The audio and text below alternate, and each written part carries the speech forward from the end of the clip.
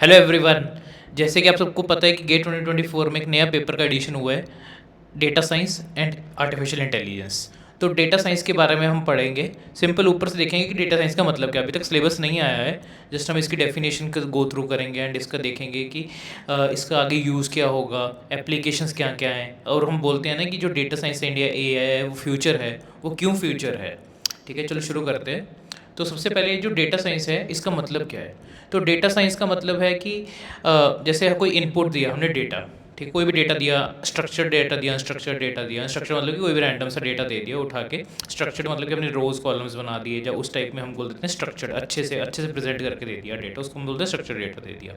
कोई भी डेटा दिया उसको एनालाइज करेंगे, एनालाइज करने के बाद, और वो डेटा कोई भी फील्ड का हो सकता है। वो मिलिट्री डेटा हो सकता है, वो मेडिसिन के रिलेटेड डेटा हो सकता है, वो ट्विटर में ट्वीट्स हो सकती है, ठीक है, वो आपके जैसे अलग अलग लोगों का ब्लड प्रेशर कितना रहता है कौन कौन सी सिचुएशन में, उस टाइप का डेटा हो सकता है। ये डेटा किसी भी फील्ड का हो सकता है। एंड उस पर हम कुछ एल्गोरिदम लगाएंगे। एल्गोरिदम मतलब कि लेट अस सपोज हमें ट्वीट्स ले लिया, ट्वीट्स एक डेटा है। ट्वीट से हमें ये प्रोडिक्ट करना है कि वो ट्वीट्स किस टाइप के ट्वीट्स हैं, हैप्पी ट्वीट्स हैं, वॉयलेंट ट्वीट्स हैं, सैड ट्वीट्स हैं। तो उस पर हम कुछ एनालिसिस करेंगे, करेक्ट।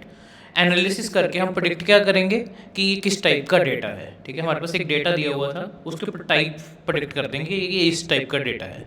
या फिर अगर हमारे पास डेटा है कि ऐसे सड़कों पे ये गाड़ियाँ चल रही हैं, ठीक है, हमें प्रेडिक्ट करना है कि कौन से रोड पे ज़्यादा ट्रैफिक है। हमें क्लस्टरिंग कर लेनी है कि ये एक क्लस्टर बन गया जहाँ पे बहुत ट्रैफिक है, ये दूसरा क्लस्टर बन गया जहाँ पे ट्रैफिक है, तो मल्टीपल क्लस्टर्स बन गए जहाँ पे काफ़ी ट्रैफिक्स हैं। तो ऐसे क्लस्टरिंग में हेल्प करना, ठीक है। आउटपुट क्या आ गया हमारा, क्लस्टर्स ऑफ कार्स जहाँ विच हैव हाई ट्रैफिक, ठीक है, जहाँ पे बहुत ज़्यादा ट्रैफिक है। तो वो सारा हमारा एक आउटपुट आ गया। तो एक डेटा दिया है, कोई भी डेटा हो सकता है कोई भी फील्ड का, उस पर हम अपने स्टैटिस्टिक्स लगाएंगे, अलग अलग मेथड्स लगाएंगे, एल्गोरिदम्स लगाएंगे, जो भी हो सकता है, जो भी ह्यूमनली पॉसिबल हमारे दिमाग में लॉजिक्स आते हैं ना, वो सारा लगाएंगे लॉजिक्स उसमें। एंड एक आउटपुट हम शो करेंगे, रिजल्ट शो करेंगे, प्रेडिक्शंस शो करेंगे, इंसाइट्स शो करेंगे, ठीक है, पैटर्न्स उसमें से रिकॉग्नाइज करेंगे, ठीक है। उसको हम बोलते हैं कि डेटा साइंस। ये पूरी चीज़ को हम बोलते हैं डेटा साइंस, ठीक है। कि डेटा का साइंस, डेटा को हमने एनालाइज किया, उसके जो साइंस फील्ड है, ठीक है, साइंटिफिक मेथड्स लगा के साइंस फील्ड में क्या क्या उसके advantage, not only just science, अलग अलग फील्ड्स में क्या क्या एडवांटेजेस हैं, साइंटिफिक मेथड्स लगा के, स्टैटिस्टिक्स लगा के, जो डोमेन नॉलेज, जैसे अगर हम मेडिकल के रिलेटेड कर रहे हैं तो उसमें हमें एज ए डॉक्टर की हेल्प, डॉक्टर की ज़रूरत पड़ेगी, क्योंकि उसकी डोमेन एक्सपर्टीज चाहिए होगी टू अंडरस्टैंड कि हमें क्या रिक्वायरमेंट है डॉक्टर को, और किस डेटा पे हमें क्या आउटपुट देना है, ठीक है। तो हमें डॉक्टर की हेल्प चाहिए होगी कि छोटे डेटा पे तो डॉक्टर्स कहते हैं कि हम डिटेक्ट कर लेंगे, बट अगर बहुत ज़्यादा डेटा होता है, जैसे सेल्स होते हैं हमारे अंदर, तो वो बहुत सारे डेटा, उस पर एनालिसिस करना एंड एक आउटपुट जनरेट करना, तो इसका वहाँ पे भी बहुत बड़ा एप्लीकेशन है। तो डेटा साइंस मतलब ये आप समझ गए होंगे क्या है, कि input output is data, like input is data, output is insights, results, predictions. और कैसे होता है, बाय यूज, कैसे प्रेडिक्ट होता है, इनपुट से आउटपुट कैसे जनरेट होता है, by using statistics, scientific methods, domain knowledge and algorithms. और कहाँ कहाँ अप्लाई कर सकते हैं इसको, जो हमारा डेटा होता है वो अलग अलग डोमेन का हो सकता है, जैसे कि मेडिसिन, मिलिट्री एटसेट्रा, ठीक है। तो उसके बाद है जो डेटा साइंस है। डेटा साइंस सिर्फ कंप्यूटर साइंस और IT नहीं है। कंप्यूटर साइंस भी आपका सब्जेक्ट है जैसे गेट में, ठीक है। डेटा साइंस को हमें एक एज अ सेपरेट ब्रांच देखना चाहिए, क्योंकि डेटा साइंस में बहुत सारी फील्ड्स और भी आ जाती हैं। डेटा होता है, मैथमेटिक्स होती है, एंड डोमेन नॉलेज चाहिए होती है। तो इसको इन्होंने एक सेपरेट ब्रांच बना दिया है, ठीक है, रादर दैन हम उसको देखें कि यार ये तो एक सबसेट है। डेटा साइंस मैं तो ये बोलूँगा in fact it is more than computer science IT। Computer तो यूज़ हो ही रहा है, और फील्ड की नॉलेज भी बहुत ज़्यादा यूज़ हो रही है इसमें, डेटा साइंस में मैथमेटिक्स यूज़ हो रही है एक्सटेंसिवली, एंड जो भी डोमेन है, बायोलॉजी भी यूज़ हो सकती है, मिलिट्री भी यूज़, मतलब मिलिट्री के रिलेटेड चीज़ें भी यूज़ हो सकती हैं, ठीक है। जैसे तीन टाइप के पैटर्न्स आपने सुने होंगे, empirical science, theoretical science, computational science. अभी डेटा साइंस की वजह से हम ये भी बोलने लगे हैं कि जो चौथा पैटर्न है साइंस में, वो होता है डेटा ड्रिवन साइंस, जैसे कि data mining, stats, AI, ML, ठीक है। तो एम्पेरिकल, थ्योरेटिकल, कंप्यूटेशनल तो आपको पता होगा, आप ये गो थ्रू कर लेना। बट हमने अभी इंट्रोड्यूस हो गया एक fourth type of pattern science में, जो होता है डेटा ड्रिवन साइंस। ठीक है। और अभी हमें डेटा साइंस सीखनी क्यों चाहिए, क्योंकि आजकल ना इतना सारा डेटा जनरेट हो रहा है, हर किसी के पास मोबाइल है और मोबाइल में सेंसर्स लगे हुए हैं। सेंसर से क्या क्या डेटा कैप्चर नहीं हो सकता, ठीक है। जैसे गूगल मैप से आप कहाँ कहाँ जा रहे हैं, गूगल आपका हर चीज़ कैप्चर कर रहा है, ठीक है। इतना सारा डेटा है। अब उस डेटा को हमें यूज़ भी, तो अब डेटा कलेक्ट कर रहे हैं, ठीक है। अब उसको अच्छे से यूज़ करना ताकि कुछ एक प्रोडक्टिव आउटपुट आ सके, करेक्ट। और अकेला सिर्फ ऐसा नहीं है कि टेक्सचुअल फॉर्म में डेटा है, ऑडियो फॉर्म में भी डेटा होता है, वीडियो फॉर्म में भी डेटा होता है, इमेज फॉर्म में भी डेटा होता है। तो हर डेटा पे हमने एनालाइज करना है और एक ऐसा आउटपुट जनरेट करना है जिससे कि सोसाइटी का बेनिफिट हो, या कुछ एक अच्छा आउटपुट निकल के आए जिससे सबका बेनिफिट हो, राइट। तो इसलिए हमें डेटा साइंस सीखना चाहिए, क्योंकि हमारे पास डेटा तो बहुत है, लेकिन उसको कैसे एनालाइज करके और कौन कौन से एल्गोरिदम्स लगा के उसको अच्छे बेनिफिशियल वे में हम यूज़ करें, ठीक है। तो इसको अगर हम देखें, हिस्ट्री भी इम्पॉर्टेंट होती है, क्योंकि इससे पता चलता है कि डेटा साइंस कितने टाइम से चल रहा है, ठीक है। तो जैसे 60s में मतलब तब स्टैटिस्टिक्स होती थी, मैथमेटिक्स स्टैटिस्टिक्स चलती थी, तो उस as an alternate of statistics बोलते थे कि डेटा साइंस, स्टैट्स का ऑल्टरनेट बोलते थे डेटा साइंस। 1990s के अराउंड डेटा साइंस को पहली बार फॉर्मलाइज किया था और एक as a separate from statistics देखा गया था। तो डेटा साइंस अगर हम देखें, क्या डेटा साइंस है, क्या डिज़ाइन करना पहले कि डेटा कहाँ पे स्टोर होगा, मतलब कौन से वेयर हाउसेज में, या कहाँ कहाँ स्टोर होगा, कौन सा डीबी यूज़ हो रहा है, उसको कलेक्ट करना, ठीक है, और उस पर एनालाइज करना, फिर प्रेडिक्ट करना आउटपुट, ठीक है। डेटा साइंस ये सब चीज़ है। और फ्यूचर क्या है इसका? फ्यूचर ये है कि डेटा साइंस को हम अकेला एज ए स्टैंड अलोन नहीं देख सकते। AI, ML, IoT, cloud computing, ये सब को यूज़ करके डेटा साइंस को हम नेक्स्ट लेवल तक लेके जा सकते हैं। तो यही फ्यूचर है कि हमें AI पता होना चाहिए, ML पता होना चाहिए, IoT डिवाइसेस कैसे वर्क करते हैं वो पता होना चाहिए, और उसको यूज़ करके हम डेटा साइंस, जो हमारा डेटा है, ठीक है, डेटा से जो इंटरप्रिटेशन है हमारी, बहुत सही हो सकती हैं। तो इसका एंड क्या है कि कहाँ पे जाके ये फील्ड जो है वो सेचुरेट हो जाएगी, ठीक है। तो आप ये देखिए कि इसका एंड गेम वो होगा कि हमने एक ऐसा ह्यूमन तैयार कर लिया, ठीक है, जो कि हमारी तरह सोचता है एंड हमसे मतलब बेटर सोचता है, ठीक है, और हर चीज़ में ऑप्टिमाइज्ड डिसीजन ले रहा है, बेस्ट डिसीजन ले रहा है।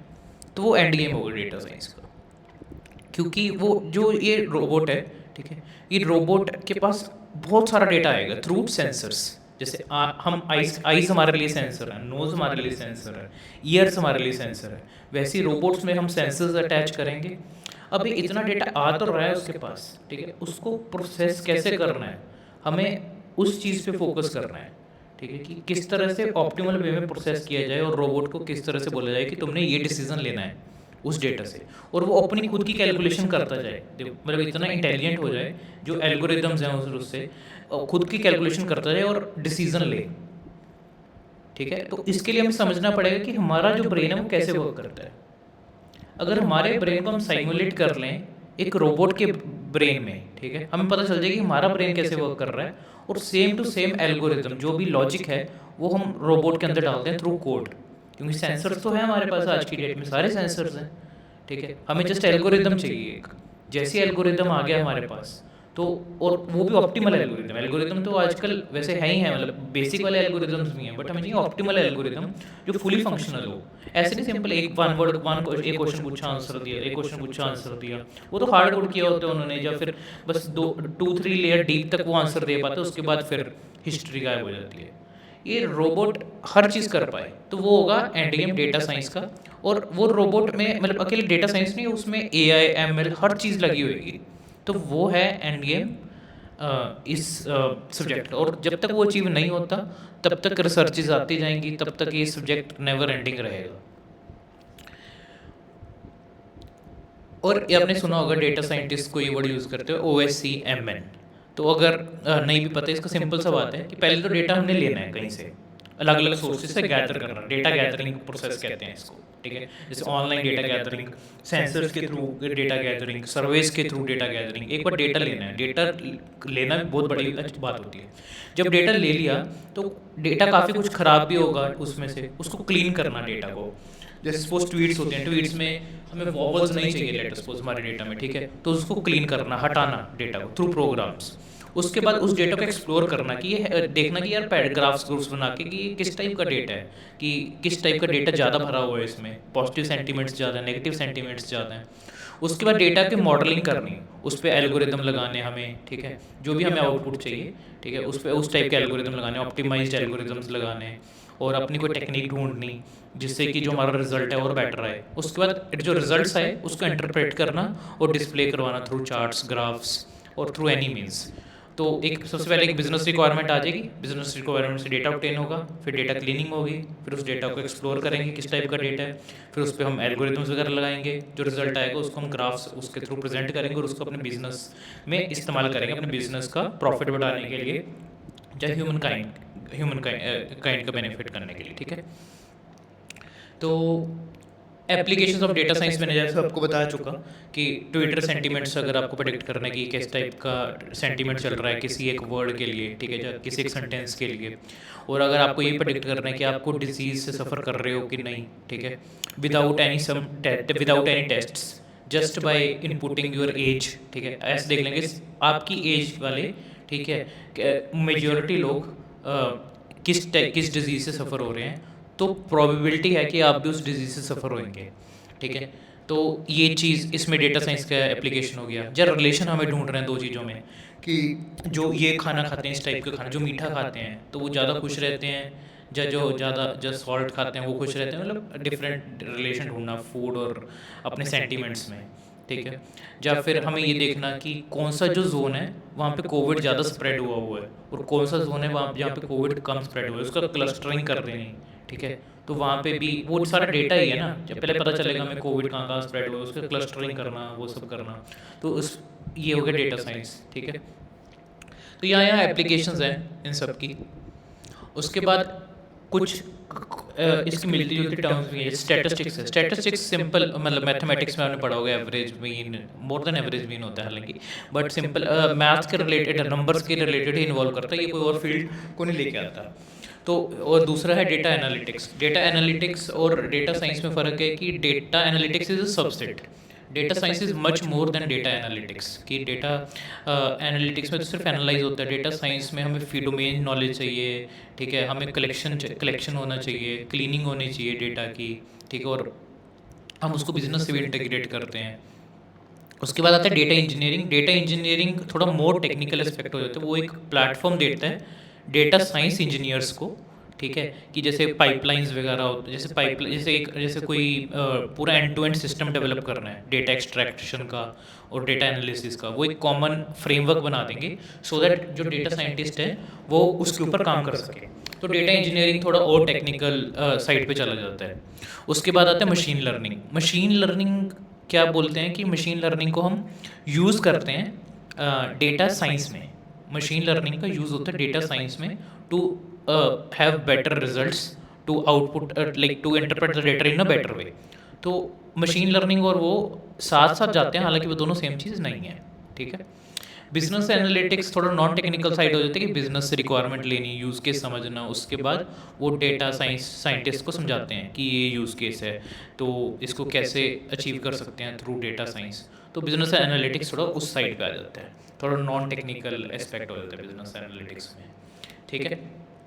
उसके बाद ठीक है, ये आज के लिए बस इतना ही था, ठीक है। आई होप आपको डेटा साइंस पूरा अच्छे से क्लियर हो गया होगा और ये भी पता चल गया होगा कि इसका स्कोप एंडलेस है। अभी अगले 20-30 सालों तक तो ये कहीं जाने नहीं वाला, ठीक है। इसका स्कोप एंडलेस है और इसकी अपॉर्चुनिटीज़ बहुत ज़्यादा हैं, और आप अपना खुद का भी कुछ बना सकते हैं अगर आपको पूरा नॉलेज है, राइट। फील्ड में अलग अलग फील्ड्स में इनकॉर्पोरेट कर सकते हैं, क्योंकि डेटा की कमी नहीं है किसी भी फील्ड में। लीगल में देखेंगे इतने आर्टिकल्स होते हैं, कॉन्स्टिट्यूशंस होते हैं, तो एक लॉयर रोबोट भी बना सकते हैं आप, ठीक है, और जो कि अपनी दलीलें खुद दे रहे हैं, आप ये समझो, और लॉयर से बेटर दे रहे हैं, ठीक है। तो ऐसा पॉसिबल है, डेफिनेटली पॉसिबल है, बट उसको टाइम लगेगा। अभी हम इमेजिन नहीं कर पाएंगे यार ऐसा कैसे पॉसिबल है, बट आपने देखा ही है कि गूगल पे हम टाइप करते हैं, एकदम से रिजल्ट्स आ जाते सारे। चैट जीपीटी एक नेक्स्ट इन्वेंशन हुई, गूगल बार्ट, इन्वेंशन हो रही है अलग अलग फील्ड्स में। तो आई थिंक सब हर चीज़ पॉसिबल है, ठीक है। एंड ये फील्ड बहुत ही ज़्यादा प्रॉमिसिंग है, and I think you should opt for this अगर आपको करियर में बेटर ग्रो करना है। इसकी जॉब अपॉर्चुनिटीज़ फ्यूचर में बहुत ज़्यादा आएंगी। आई होप आपको ये वीडियो अच्छा लगा हो, एंड प्लीज़ सब्सक्राइब कर देना। Thank you so much.